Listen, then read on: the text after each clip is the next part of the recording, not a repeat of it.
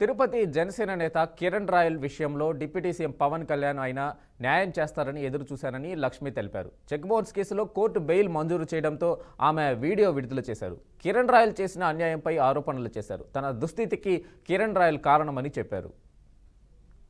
తిరుపతిలో ఇప్పుడు ఏదైతే ట్రోల్ అవుతుందో way to way news or అందర్ ఛానల్స్లో అదే విధంగా అయ్యుంటే ఈ కేసులో 45 నుంచి 60 రోజులు బెయిల్ అనేది రాదు. ఈ ఒక్క రోజులో వాళ్ళు తీసుకొచ్చిన ఒక్క రోజులో వాళ్ళు మొత్తం ఇన్వెస్టిగేషన్ చేసి ఇందులో నాది ఎటువంటి ఇది లేదు, పాత్ర లేదని తెలుసుకొని వాళ్ళు ఒక్క రోజులో నాకు బెయిల్ ఇవ్వడం జరిగింది.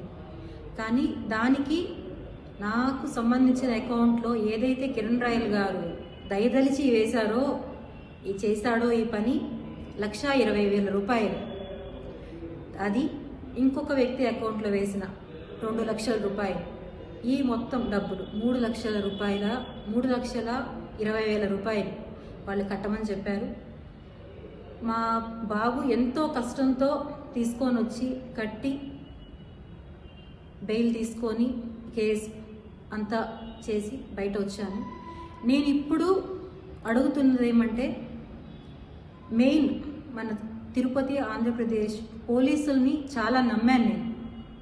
కానీ ఇప్పుడు నాకు అర్థమైన విషయం ఏమంటే, అధికారంలో ఉన్న పార్టీకే పోలీసుల సపోర్ట్ ఉంది, ప్రజల సపోర్ట్ కూడా.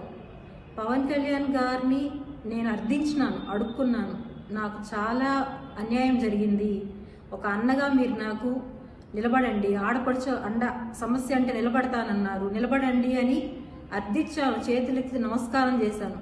కానీ ఏ ఒక్కరూ పట్టించుకోలేదు. తిరుపతిలో ఇప్పుడు ఏదైతే ట్రోల్ అవుతుందో way to way news or అందర్ ఛానల్స్లో